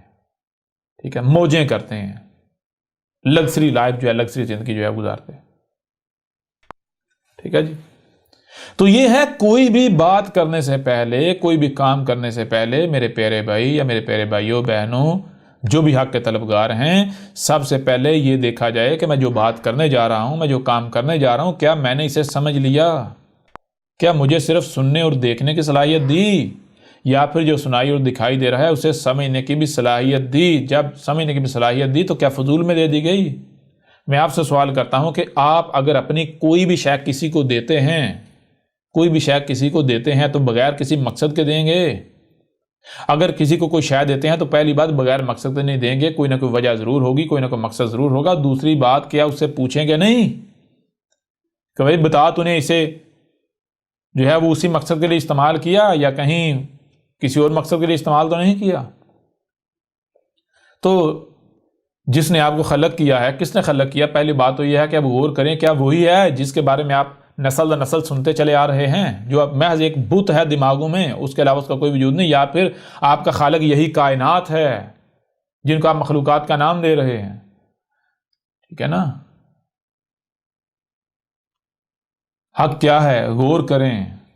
پھر جو بھی آپ کام کرتے ہیں، جو بھی بات کرتے ہیں، کیا آپ نے اسے سمجھ لیا؟ یا پھر کہیں ایسا تو نہیں کہ آپ کے دماغوں میں جو بت بنائے گئے، بت بٹھائے گئے، ان بتوں کا استعمال کرتے ہوئے، ان کمزوری کا فائدہ اٹھاتے ہوئے اپنی بات، اپنی خرافات کو آپ کے دماغوں میں ڈالا جا رہا ہے؟ تو یہ چیز ہے، یہ آپ سے پوچھا جائے گا، سوال کیا جائے گا کہ اگر تمہیں یہ عقل کا استعمال ہی کرنا تھا، تمہیں عقل دی کیوں گئی تھی؟ جی آپ مثال آپ کہتے ہیں جی محمد ہمارا رسول تھا، محمد ہمارا رسول ہے، تو کیا یہ نہیں کہا گیا کہ رسول میں تمہارے لیے اسوۃ حسنہ ہے؟ یعنی بالکل ویسے بننا ہے جیسے رسول تھا۔ تو کیا محمد نے یہی کیا جو تم کر رہے ہو؟ یہی ابراہیم کی ملت ہے جو تم لوگ کر رہے ہو، جو آپ لوگ کر رہے ہو؟ یہی ابراہیم کی ملت ہے؟ غور تو کرو، کر کیا رہے ہو آپ؟ تو اپنے اعمال سے، زبان سے جھوٹ بولا جا سکتا ہے، عمل جھوٹ نہیں ہوتا۔ زبان سے آپ کہتے ہو کہ ہم اللہ سے محبت کرتے ہیں، رسولوں سے محبت کرتے ہیں، قرآن سے محبت کرتے ہیں، اللہ سچا، رسول سچے، قرآن سچا، اور اپنے عمل سے آپ کہتے ہو اللہ بھی جھوٹا، قرآن بھی جھوٹا، رسول بھی جھوٹے۔ آپ اپنے عمل سے ان کے اوپر تہمتیں لگاتے ہو، الزامات لگاتے ہو، ملامتیں کرتے ہو۔ کبھی آپ نے غور کیا؟ تھوڑا سا تو غور کریں۔ تو یہ اب آئیں واپس اس آیت کی طرف۔ آیت کہاں سے شروع ہو رہی ہے؟ سورہ آل اعراف جو ہے، سورہ آل اعراف کی آیت نمبر 172، اور کیا ہے؟ یعنی دیکھو، ایک بات تو وہ ہے جو تم سنتے چلے آ رہے ہو، نسل در نسل جو چلتی آ رہی ہے، جو تم نے سنا۔ کیا سنا؟ تم نے یہ سنا کہ جناب اللہ نے عالم ارواح سے ہم سے عہد لیا تھا۔ اور عالم ارواح کیا ہے؟ پتہ ہی نہیں، یہاں تک کہ یہ نہیں علم روح کیا ہے۔ عالم ارواح، روح کی جمع ارواح بنا دیا۔ یہ تو ایسے جیسے آپ سے پوچھا جائے بھائی بتا پانی کی جمع کیا ہے؟ پانی کی جمع کوئی ہو سکتی؟ جی کوئی بیوقوف ہی ہوگا جو کہے جی پانی کی جمع بھی ہوتی ہے۔ بالکل تھا، روح کی جمع، جن لوگوں نے روح کی جمع ارواح بنا دیا، وہ تو خود اظہار کر رہے ہیں، خود بتا رہے ہیں کہ بھائی ہم سے بڑا بیوقوف کوئی اور ہو ہی نہیں سکتا۔ جو بندہ پانی کی جمع بنانا شروع ہو جائے وہ عقل مند ہوگا؟ بالکل اس سے اگر پانی کی جمع باندھ سکتی ہے تو بھائی روح کی جمع بھی باندھ سکتی ہے۔ پورے قرآن میں اٹھا کر دیکھو، پورے قرآن میں کہیں لفظ ارواح آیا؟ کہیں محمد نے یا کسی ایک بھی رسول نے اپنی زبان سے لفظ ارواح استعمال کیا؟ جی ثابت کر دے دنیا کی کوئی طاقت، ارواح کوئی لفظ ہے ہی نہیں، ارواح بن نہیں سکتا۔ بہرحال پہلی بات تو یہ ہے، نہ لفظ ارواح ہے، نہ ہی کوئی عالم ارواح ہے۔ یہ سب کے سب خرافات ہیں جو محمد سے پہلے چلی آ رہی تھی، جو یہودیوں اور عیسائیوں میں پائی جاتی ہیں۔ ٹھیک ہے نا؟ آگے بڑھیں۔ تو یہ ایک چیز تو وہ ہے جو تم سنتے چلے آ رہے ہو، جو تم نے اپنے بابوں کی، اپنے بڑوں کی کتابوں میں، ان کے لٹریچر میں دیکھا، لکھا ہوا دیکھا، یا جو تم سنتے چلے۔ ایک تو وہ چیز۔ دوسری چیز یہ ہے کہ کیا ہم نے تمہیں سننے اور دیکھنے کے لیے صرف یعنی سننے اور دیکھنے کی صلاحیت دی، یا پھر جو سنائی اور دکھائی دے اسے سمجھنے کی صلاحیت دی؟ جب تمہیں ہم نے سمجھنے کی صلاحیت دی تو لہٰذا ایسا کرو، جو سنائی اور دکھائی دے اسے ایک سائڈ پہ رکھو، اس کے بعد کچھ سمجھو بھی نا۔ پہلے سب سے پہلے تو یہ سمجھو تمہارا خالق کون ہے، اور اس کے بعد تمہیں ساری چیزیں سمجھ آ جائیں گی۔ تو یہ جب تم سمجھو گے تمہارے سامنے کیا آئے گا؟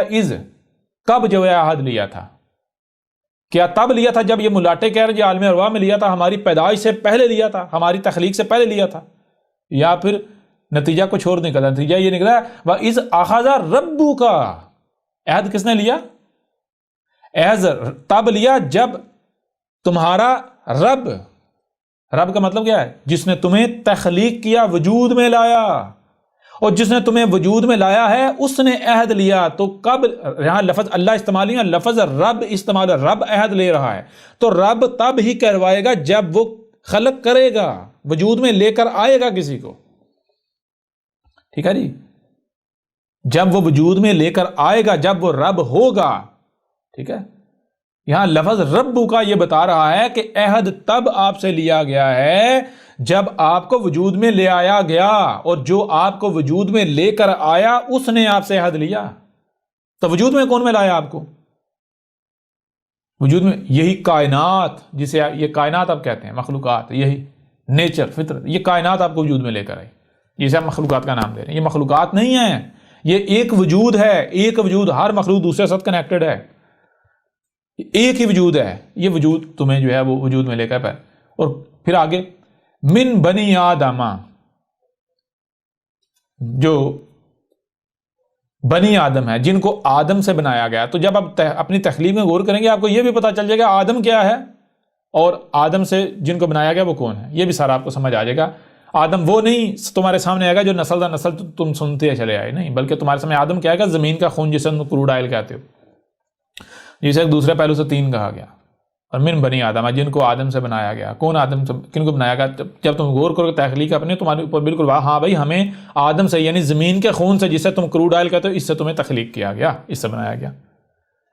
اچھا پھر آگے عہد کب لیا گیا؟ آگے ذرا غور کیجیے گا۔ من ظہورہم، من سے ظہورہم، جیسے جیسے تم جو ہے آگے ظاہر ہوتے چلے جا رہے ہو، ظہور ہوتا، تمہارا ظہور ہوتا چلا جا رہا ہے، کیسے؟ ذریتہم، ذریتہم، جو لوگ موجود ہوتے ہیں، جو بشر موجود ہوتے ہیں، ان کی ذریت، اولاد کی صورت میں جب تم ظاہر ہوتے ہو تب عہد لیا جاتا ہے تم سے۔ جب تک تم کسی کی اولاد ہوتے ہو، بطور اولاد ظاہر ہوتے ہو، ذریت کی صورت میں، اولاد کی صورت میں ظاہر ہوتے ہو، جنم لیتے ہو، وجود میں آتے ہو، اس کے بعد جیسے تم وجود میں آتے ہو، ظاہر ہوتے ہو دنیا میں کسی کی اولاد کی صورت میں، تو تم سے عہد لینا شروع ہو جاتا ہے، تم سے تمہارا رب کون ہے، ٹھیک ہے جی۔ پھر تم کیسے پوچھا جا رہا ہے؟ زبان سے نہیں، پریکٹیکلی تمہارا رب کون ہے، یعنی کون ہے جو تمہیں وجود میں لے کر آیا، تو تم اپنے عمل سے اسی کی طرف کھینچے چلے جاتے ہو۔ کون ہے جس کے ہاتھ میں تمہارا نفع نقصان ہے، تو تم اسی کی طرف کھینچے چلے جاتے ہو۔ کون ہے جو تمہیں پہناتا ہے، تم اسی کی طرف جاتے ہو۔ کون ہے جو تمہیں کھلاتا ہے، کون ہوتے ہیں وہ تمہارا رب؟ تمہارے والدین جو تمہیں وجود میں لے کر آئے، تم انہی کی طرف کھینچے چلے جاتے ہو۔ تمہیں ذرا سے بھی یہی چوٹ لگتی ہے تو اسی کی طرف، انہی کی طرف دوڑے چلے جاتے ہو۔ یہ بات ہو رہی ہے۔ اور آگے آگے وَأَشْهَدَهُمْ عَلَىٰ أَنفُسِهِمْ، تو کہا یہ جتنے بھی موجود ہیں ان کی اپنی ذاتوں نے، اپنے وجود نے اپنے اوپر گواہی دی، أَلَسْتُ بِرَبِّكُمْ، کہ ان کا رب کون ہے؟ اپنے رب کے ساتھ تم لوگوں نے کیا کیا؟ تم لوگوں نے رب کے ساتھ یہ گواہی دی کر تمہارا رب کون ہے، رب کے ساتھ، ٹھیک ہے جی۔ یہ کیا بات ہو رہی ہے؟ یہ بات یہ ہو رہی ہے کہ جب تمہیں وجود میں لایا گیا تو ذرا غور کرو، تمہیں وجود میں کون لے کر آیا؟ کہ اوپر بیٹھا اللہ لے کر آیا، یا تمہارے والدین تمہیں وجود میں لے کر آئے؟ تمہارے والدین، تو تمہارے والدین تمہارے رب تھے، کب؟ وہ تمہیں وجود میں لے کر آئے نا۔ پھر اس کے بعد کون تمہیں ہر لحاظ سے دیکھتا تھا، تمہارے نفع نقصان کا خیال رکھتا تھا، تمہیں پہناتا تھا، کھلاتا تھا؟ کون؟ وہی نہیں جو تمہیں وجود میں لے کر آئے۔ تو جب تک تم بچے تھے، جب تک تم انہی کے محتاج تھے جو تمہیں وجود میں لے کر آئے، اس وقت تمہارا کردار کیا تھا؟ کیا کہتے تھے؟ کیا وہی نہیں کہتے تھے جو جو تمہیں وجود میں لے کر آئے، جنہوں نے تمہیں پالا پوسا، بڑا کیا، بڑا کر رہے تھے، پال پوس رہے تھے، جس کو وہ صحیح کہتے تھے وہی نہیں مانتے تھے تم؟ اسے ہی صحیح نہیں کہتے تھے، جسے وہ غلط کہتے تھے اسے ہی تم غلط نہیں کہتے تھے، جو وہ تمہیں کھلاتے تھے کھانے کو دیتے تھے وہی نہیں کھاتے تھے، جو وہ پینے کو دیتے تھے وہی نہیں پیتے تھے، جہاں وہ لے کر جاتے تھے جدھر وہ جانے کا کہتے تھے ادھر نہیں جاتے تھے۔ بتاؤ ذرا، کب تک؟ جب تک تم اپنے والدین کو اپنا رب سمجھتے رہے۔ کیسے سمجھتے رہے؟ اپنے عمل سے تم یہ اعلان کرتے رہے کہ ہمارا رب ہمارے والدین ہیں۔ جب تمہیں کسی چیز کی حاجت ہوتی ہے تم ہاتھ اٹھا کر یہ نہیں کہتے تھے کہ اے ہمارے پیدا کرنے والے ہمیں یہ چیز دے دے، نہیں، تمہیں پتا ہوتا تھا ہمارا رب کون ہے؟ ہمارا رب کون ہے؟ یہ ہمارے والدین، یہ ہیں ہمارے، یہ ہمیں وجود میں لے کر آئے، یہ ہمارے نفع نقصان کے بارے میں جانتے ہیں۔ جب تمہیں کوئی تکلیف ہوتی تھی تو اپنے والدین کی طرف دوڑے، یہ ہے تم نے جو تمہارا رب تھا، تم نے اپنے رب کے ساتھ اپنی ذاتوں کے ساتھ گواہی دی، تمہاری ذاتوں پر گواہی موجود ہے، ٹھیک ہے نا؟ تمہاری ذاتیں، تم اپنی ذاتوں کے ساتھ اور اپنے رب کے ساتھ جو ہے وہ گواہی دے چکے ہوئے، ٹھیک ہے نا، کہ تمہارا رب کون ہے۔ تو چیز یہ ہے کہ جب تک تم اس سٹیج پر تھے، یعنی کہ جب تک جو تمہیں وجود میں لے کر آئے، تم سمجھتے تھے کہ یہ ہے تمہارے، یعنی رب کسے کہتے ہیں؟ رب کہتے ہیں جو وجود میں لے کر آیا، نہ صرف وجود میں لے کر آیا بلکہ اس کے بعد پروان چڑھانا، کیا فائدہ مند ہے، کیا نقصان دہ، نقصان سے بچانا، فائدے کی طرف لے کر جانا، کھانے کو دینا، پینے کو دینا، پہننے کو دینا، جو ضروریات ہیں وہ ضروریات، وہ نیڈز فراہم کرنا۔ تو ذرا غور کرو، جب تم وجود میں تمہیں لے کر آیا گیا، جب تم کسی کی اولاد کی صورت میں وجود میں آئے تو اس وقت تمہارا رب کون تھا؟ کس کو تم نے رب تسلیم کیا تھا؟ کھانے کے لیے کس کی طرف رجوع کرتے تھے؟ پینے کے لیے کس سے مانگتے تھے؟ یعنی کہ اگر کہیں سے کوئی تکلیف، آگ چھوتی تھی، تکلیف ہوتی تھی، کس کی طرف دوڑ کے جاتے تھے؟ کیا انہی کی طرف نہیں جاتے تھے کہ جنہوں نے تمہیں وجود دیا تھا؟ تو آج جب تم باشعور ہو گئے ہو، یعنی تم بچپن میں اپنی ذاتوں سے یہ گواہی دیتے رہے، یہ اقرار کرتے رہے کہ ہم جو ہمارا رب ہے ہم اسی کی طرف جائیں گے، جو ہمارا رب ہے ہم اسی کی طرف جائیں گے۔ لیکن جب تم باشعور ہوئے تو کیا اس وقت تم نے سوچا تمہارا رب کون ہے؟ کیا صرف یہی والدین ہی ہیں یا پھر اس کے پیچھے ہماری تخلیق میں ان کے پیچھے کوئی اور بھی ہے؟ کیا تم نے غور کیا؟ نہیں غور کیا۔ یہی جب تم غور کرو گے تو تمہارے اوپر واضح ہو جائے گا۔ جب تک ذرا تمہیں شعور نہیں تھا تم یہ سمجھتے تھے کہ ہمارا رب ہمارے والدین ہیں، جیسے یہ قرآن میں آتا ہے ربی ارحمہما کما ربیانی صغیرا، ربی ارحمہما، ربی میں رب ہوں، میں بطور رب ہونے کے میں کیا کر رہا ہوں؟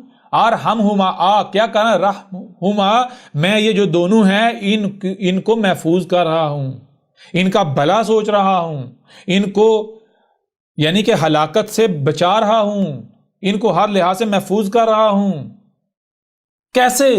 کما، بالکل اسی طرح، ربیانی، جس طرح یہ میرے رب تھے، صغیرہ، میں چھوٹا تھا یہ میرے رب تھے، جیسے میں چھوٹا تھا یہ میرے رب تھے، ٹھیک ہے؟ اسی طرح آج جب یہ میرے محتاج ہیں تو میں نے ان کا رب بننا ہے، جیسے انہوں نے بچپن میں مجھے یہ میرے رب بنے، مجھے انہوں نے ہر تک یعنی میری انہوں نے دیکھ بھال کی، جو میری ضروریات تھی مجھے فراہم کی، یہ میں اگر ضد کرتا تھا یہ میری ضد جھیلتے تھے، میں اگر یعنی کہ اگر میں غصہ بھی کرتا تھا یہ میرے غصے کو جھیلتے تھے، یہ مجھے برداشت کرتے تھے، یہ میرا نفع سوچتے تھے، نقصان سے مجھے بچاتے تھے، یہ میری دیکھ بھال کرتے تھے۔ سمجھ آ رہی ہے نہیں آ رہی؟ تو جیسے بچپن میں انہوں نے مجھے پالا پوسا، میرا خیال رکھا، میری کیئر کی، یہ میرے رب تھے، بالکل آج جب یہ میرے محتاج ہیں تو میں کیا، میرے اوپر کیا ذمہ داری ہے؟ انہوں نے میرے اوپر احسان کیا تھا، آج میں احسان کا بدلا چکا ہوں، اب آج میں ان کا رب بنوں، جب یہ بوڑھے ہو چکے ہوں، جب یہ آج میرے محتاج ہیں، ٹھیک ہے؟ اللہ۔ تو چیز یہ ہے کہ ذرا غور کریں قرآن کیا کہہ رہے ہیں۔ جب آپ بچے تھے تو آپ مجھے یہ بتائیں کہ آپ کس کی طرف جاتے تھے، کس کی طرف لپکتے تھے؟ کہ آپ یہ کہتے تھے کہ اے اللہ مجھے بھوک لگی ہے، اے اللہ مجھے یہ کر دے، اے اللہ مجھے پہننے کو دے دے، یا پھر آپ کھانے کے لیے کس کی طرف لپکتے تھے؟ کس سے کھانا مانگتے تھے؟ کس سے پینے کے لیے مانگتے تھے؟ کس کی طرف لپکتے تھے؟ ہر جب بھی تمہیں کسی بھی چیز کی ضرورت پیش آتی تھی تو کس کی طرف لپکتے تھے؟ کیا اپنے والدین کی طرف نہیں لپکتے تھے؟ تو والدین کون ہوئے؟ کیا کیوں لپکتے تھے ان کی طرف؟ جی کیونکہ تم انہیں اپنا رب سمجھتے تھے، وہ تمہارے رب تھے۔ کسی ہمسائے کی طرف کیوں نہیں جاتے تھے؟ بھوک لگتی تھی تو کسی غیر کی طرف کیوں نہیں جاتے تھے؟ تو آج جب تم باشعور ہوئے ہو تو ذرا غور کرو، کیا تمہارے جو والدین ہیں کیا وہی تمہیں وجود میں لے کر آئے یا ان کے پیچھے کوئی اور بھی ہے؟ تو آج جب تمہیں شعور دیا ہے، سوچنے سمجھنے کی صلاحیت دی ہے، جو سنائی اور دکھائی سمجھنے کی صلاحیت دی، جب تم سمجھو گے تمہارے سامنے آئے گا تمہاری تخلیق میں تمہیں وجود میں لانے والے صرف تمہارے والدین ہی نہیں بلکہ یہ کائنات ہے۔ جب تم اپنی تخلیق میں غور کرو گے تمہارے اوپر واضح ہو جائے گا کہ تمہارا رب یہ کائنات ہے، آسمان و زمین یہ کائنات۔ تو جیسے بچپن میں تم نے اپنے والدین کو اپنا رب تسلیم کیا تھا، اپنے والدین کو یعنی تم نے اپنا رب مانا، گواہی دی، اس طرح یعنی کہ رب کے ساتھ گواہی دی کہ رب کسے کہتے ہیں، اسے رب کہتے ہیں، بالکل اسی طرح آج تم نے اس کائنات اس کے وجود کو اپنا رب بنانا ہے۔ تو کیا بنا رہے ہو؟ نہیں بنا رہے، پھر رہے ہو جی۔ کالو کہہ رہے ہیں بلا شاہدنا، بلکہ ہم تو گواہی دے رہے ہیں، ہم نے تو گواہی دے دی، یعنی وہی بچپن میں تمہاری ذاتوں نے گواہی دے دی تھی، تمہارے وجود نے، کہ ہمارا رب کون ہے۔ بچپن میں کس بنیاد پر والدین کو کہتے تھے کہ پہناؤ کھلاؤ؟ ہر جب کوئی بھی ضرورت پیش جاتی تو والدین کی طرف، بڑوں کی طرف کیوں دوڑے جاتے تھے جی؟ کیا پھر تب شرک کر رہے تھے؟ اگر کوئی اللہ اوپر آسمانوں پر چڑھ کے بیٹھا ہوا ہے پھر تو شرک ہو گیا۔ تمہاری ذاتیں خود گواہ ہیں، جب تم کسی کی ضروریت اولاد کی صورت میں وجود میں آئے تھے، ضرورت کی صورت میں، کہ رب کون ہے، رب کسے کہتے ہیں، رب بنانا کیا ہوتا ہے، رب کسے بنانا ہے، کون رب بنانے کیا حل ہے۔ تو آج ذرا غور کرو، جب تم غور کرو گے تمہارے اوپر بالکل واضح ہو جائے گا تمہارا رب کون ہے۔ تمہارا رب یہی کائنات ہے۔ کیسا رب بنا رہے ہو؟ جو تمہاری نیڈز ہیں نیچر سے لے رہے ہو یا پھر ضد کر رہے ہو، دشمنی کر رہے ہو؟ ذرا غور کرو، بچپن میں جب تم اپنے والدین کے محتاج تھے تو اگر تم والدین کی بات نہیں مانتے تھے، جس طرف جانے سے والدین تمہیں روکتے تھے اس طرف تم جاتے تھے، نقصان ہوتا تھا یا نہیں ہوتا تھا؟ ہوتا تھا نا جی؟ ہوتا تھا نقصان یا نہیں ہوتا تھا؟ شر کا سامنا کرنا پڑتا تھا یا نہیں کرنا پڑتا تھا؟ تو آج ذرا غور کرو، تمہارا رب کون ثابت ہوتا ہے؟ کون تمہیں وجود میں لے کر آئی؟ یہی کائنات تمہیں وجود میں نہیں لے کر آئی؟ تمہاری تخلیق میں تمہارے والدین کے علاوہ زمین کا اپنا کردار نہیں ہے، درختوں کا اپنا کردار نہیں ہے، نباتات کا، زمین کے انگ کا، سورج کا، چاند کا، فضاؤں کا، زمین کے گرد گیسوں کا، اس پوری کائنات کا کردار نہیں ہے؟ یہ کائنات ہی تمہارا رب ثابت نہیں ہوتی تو تم کیا کر رہے ہو؟ کیا کائنات کے ساتھ جڑ رہے ہو، نیچر کے ساتھ، فطرت کے ساتھ جڑ رہے ہو، یا پھر نیچر کے ضد بنے ہوئے ہو، نیچر کے ساتھ دشمنی کر رہے ہو، نیچر کو اپنا رب بنا رہے ہو؟ کیا کر رہے ہو آج؟ غافل ہو تم آج۔ تو یہ ہے میرے پیارے بھائیوں، میری پیاری بہنوں، جو لوگ بھی یہ کہتے ہیں عالم ارواح میں ہم سے عہد لیا گیا، الستو بربکم، ذرا غور تو کرو الفاظ کیا ہیں، عہد کب لیا گیا، عہد لینے والا کون ہے؟ اللہ نہیں کہا، رب، ٹھیک ہے جی؟ رب کے ساتھ عہد لیا، رب ہونا کسے کہتے ہیں؟ یہ ہے آج حقیقت آپ کے اوپر کھول کر واضح کر دی گئی۔ ایک تو دیکھیں، ایک تو آپ سنتے چلے آ رہے ہیں کہ بھائی ہمیں اللہ نے بنایا ہے، اللہ نے خلق کیا ہے۔ اللہ کون ہے جناب؟ وہ کائنات سے اللہ کے اوپر آسمانوں پر چڑھ کے بیٹھا ہوا ہے۔ یہ تو آپ بات سنتے چلے آ رہے ہیں نا۔ تو کیا آپ کو صرف سننے کی صلاحیت دی؟ کیا آپ کو صرف سننے اور دیکھنے کی صلاحیت دی، یا پھر جو سنائی اور دکھائی دے رہا ہے اسے سمجھنے کی بھی صلاحیت دی؟ لہٰذا جو بھی بات آپ سن رہے ہیں، جو دیکھ رہے ہیں، اس کو ایک سائڈ پہ رکھیں، اس کے برعکس آپ خود سے بھی سمجھیں، پھر دیکھیں آپ کس نتیجے پر پہنچتے ہیں، پھر دیکھیں۔ جب آپ تحقیق کریں گے، سمجھیں گے، آپ کے سامنے وہی آئے گا جو حق ہے۔ آپ کو بار بار کہا گیا کہ ملت ابراہیم پر تم نے چلنا ہے، تو ابراہیم کی ملت کیا ہے؟ کیا ابراہیم اس دین پر چلا جو دین اس نے اپنے بڑوں سے پایا تھا، جس پر اس نے اپنے بڑوں کو پایا، اپنے بااجداد کو پایا؟ کیا ابراہیم اس پر چلا تھا؟ یا پھر ابراہیم نے کہا کہ میں بھائی جب تک بچہ تھا میں بڑوں کا محتاج تھا، میں جب تک بڑوں کا محتاج تھا تو ظاہر سی بات ہے میں نے اسی کو حق کہنا تھا جس کو بڑے حق کہتے تھے، میں نے اسی کو باطل کہنا تھا جس کو بڑے باطل کہتے تھے، میں ان کا محتاج تھا نا۔ لیکن آج تو میں ان کا محتاج نہیں ہوں نا، آج تو مجھے سمجھنے کی صلاحیت دے دی گئی نا، آج تو میں باشعور ہو چکا ہوں نا۔ تو اگر بے شک میرے بڑے جسے صحیح کہہ رہے تھے وہ صحیح ہی کیوں نہ ہو، جسے غلط کہہ رہے تھے وہ غلط ہی کیوں نہ ہو، تحقیق کرنے میں یہ جو مجھے شعور دیا گیا ہے یہ کیوں دیا گیا، استعمال کرنے کے لیے، اس کا استعمال کرنے میں حرج کیا ہے؟ ذرا ایک بار اس کا استعمال کر کے دیکھ تو لیا جائے۔ اگر وہ حق ثابت ہوا تو الحمدللہ اسی کے اوپر چلیں گے، اور اگر وہ حق ثابت نہ ہوا، کہیں وہ باطل ثابت ہو گیا تو پھر بھی اگر اندھو کی طرح اس کے اوپر چلتے ہیں تو کل کو انجام کیا ہوگا؟ تو ابراہیم نے کیا کیا تھا؟ کیا ابراہیم اندھو کی طرح اسی پر چلا تھا جس پر اس نے اپنے آباء و اجداد کو پایا تھا، یا پھر ابراہیم نے تحقیق کی تھی؟ جی ابراہیم نے تحقیق کی تھی، ابراہیم نے غور و فکر کیا تھا۔ ابراہیم نے کہا تھا جب تک میں بچہ تھا، جب تک میں باشعور نہیں تھا، مجھے صحیح اور غلط کی پہچان نہیں تھی، تب تک میں اسے ہی صحیح کہتا جس کو میرے بڑے صحیح کہتے، اسے ہی غلط کہتا جس کو میرے بڑے غلط کہتے۔ کیوں؟ کیونکہ میں ان کا محتاج تھا۔ لیکن آج تو میں باشعور ہو چکا ہوں نا، لہٰذا آج میں ان کا محتاج نہیں ہوں، میرے رب نے مجھے باشعور بنایا ہے، ٹھیک ہے؟ ان کی میں نے اس وقت تک ماننی تھی جب تک وہ میرے رب تھے، جب تک وہ میرے رب تھے، ٹھیک ہے؟ انہوں نے مجھے جب وجود میں لایا تھا، انہوں نے میرے والدین مجھے وجود میں کیسا لایا تھا؟ میرے والدین جب مجھے وجود میں لایا تھا تو ایسا لایا تھا کہ میرا دیکھنا بھی انتہائی محدود تھا، میں صرف انہیں دیکھ سکتا تھا جو بھی میرے بالکل آنکھوں کے قریب ہوتا تھا، میں بول نہیں سکتا تھا، میں پکڑ نہیں سکتا تھا، ہل نہیں سکتا تھا، کچھ نہیں کر سکتا وہ مجھے بالکل اپنا محتاج وجود میں لے کر آئے۔ تو اس کے بعد آخر میں کس طرح سننے والا بن گیا، دیکھنے والا بن گیا، سمجھنے والا بن گیا، بااختیار بن گیا، کیسے بن گیا؟ ہاں، جو میں کھاتا رہا، تو جو میں کھاتا رہا وہ کیا ہے، کہاں سے آیا؟ وہ تو یہی کائنات فراہم کر رہی ہے۔ لہٰذا میرے والدین نے تو مجھے بالکل اپنا محتاج وجود میں لایا تھا، اس کائنات نے مجھے بااختیار بنایا، یہ مجھے سوچنے سمجھنے کی صلاحیت، پکڑنے کی صلاحیت، پاؤں چلنا، یہ سارا کچھ کس نے دیا؟ اس کائنات نے دیا، رزق کی صورت میں۔ تو جب اس کائنات نے مجھے ایسا بنایا ہے تو کیوں بنایا ہے؟ یوں آپ جب غور کریں گے آپ کے اوپر حقیقت کھل کر سامنے آ جائے گی، حقیقت کھل کر واضح ہو جائے گی۔ تو جب مجھے کائنات نے ایسا بنایا ہے تو پھر کس کو حق حاصل ہے کہ اس کی بات مانی جائے؟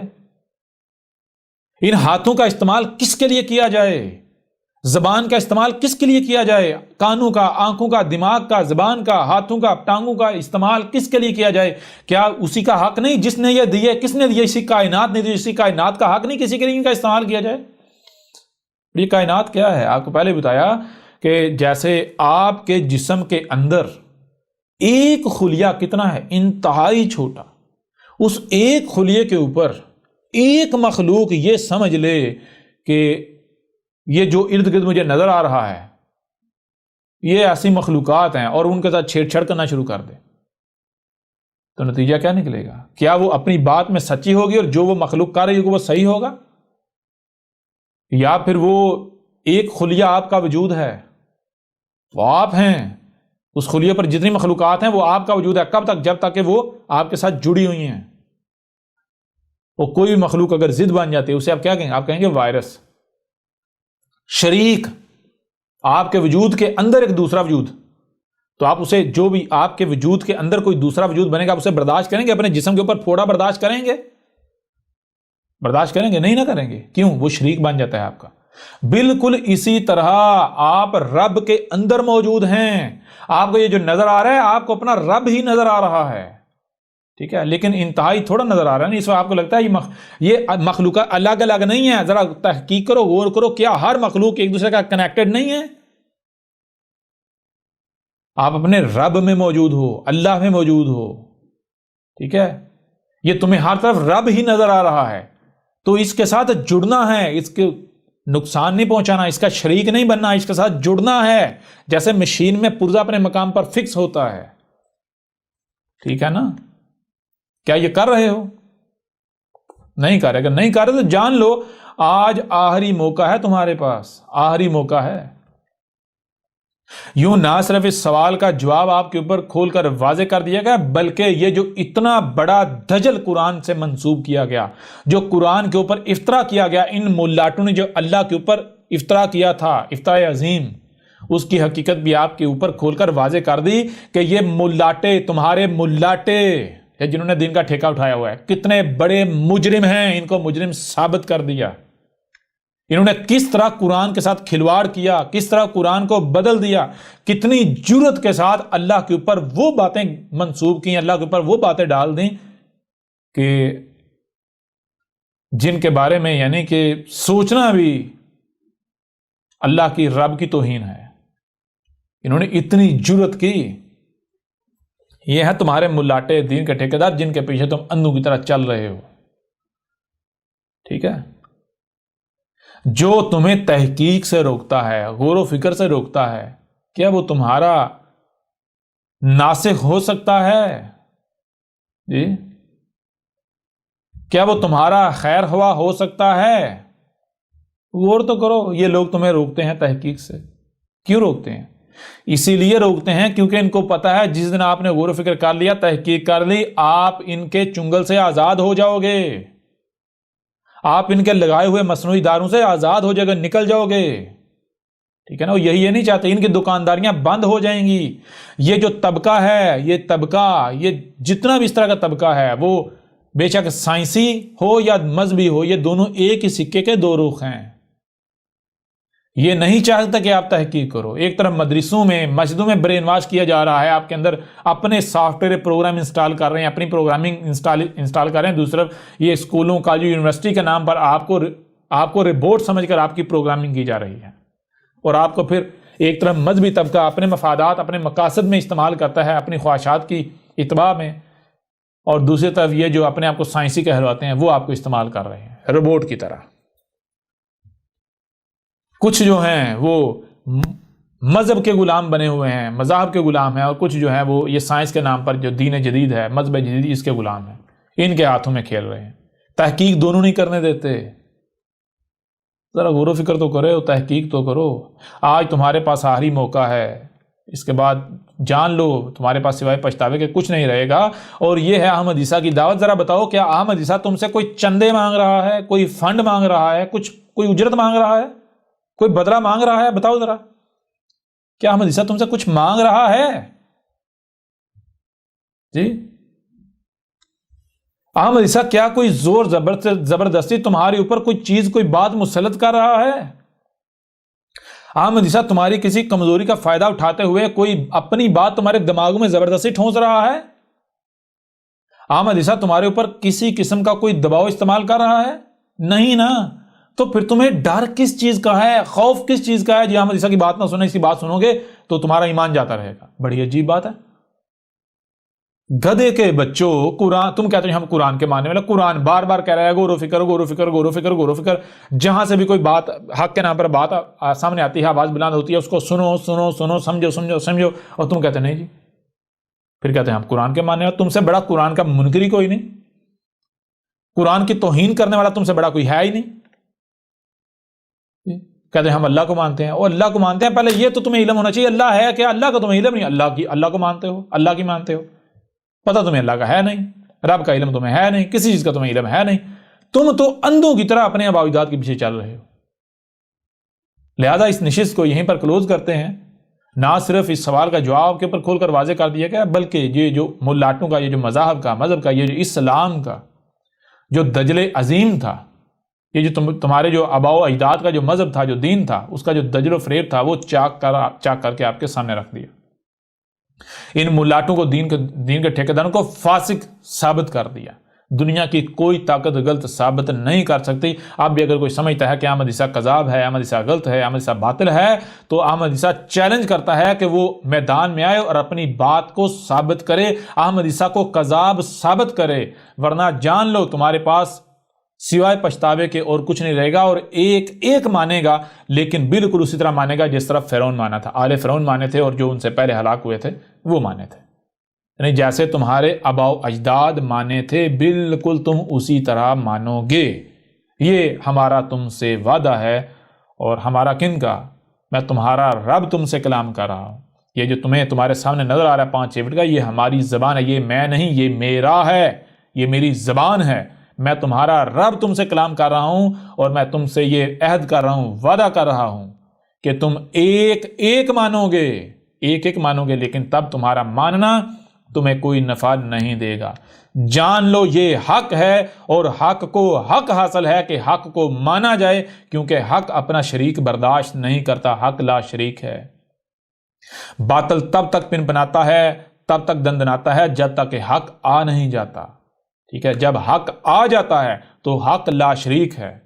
حق کیا؟ حق یہ ہے کہ پہلے زبان سے متنبہ کیا جائے، اور اس طرح زبان سے متنبہ کیا جائے کہ رائی برابر بھی کسی بھی قسم کا کوئی دباؤ نہ ڈالا جائے، ٹھیک ہے؟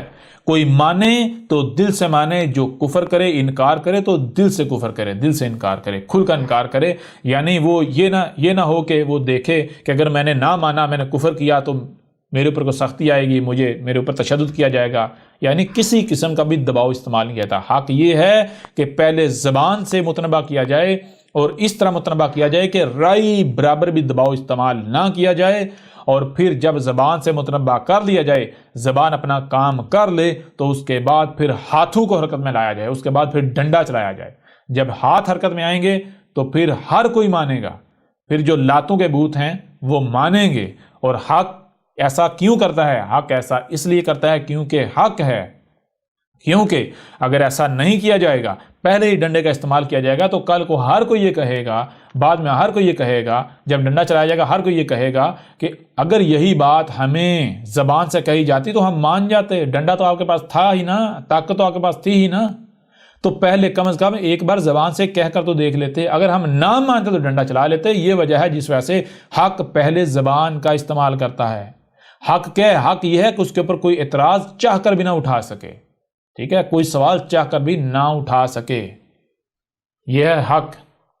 لہذا جان لو حق کو حق حاصل ہے کسے مانا جائے، تم ایک ایک مانو گے، لیکن تب تمہارا ماننا تمہیں کوئی نفع نہیں دے گا، یہ ہمارا تم سے وعدہ ہے۔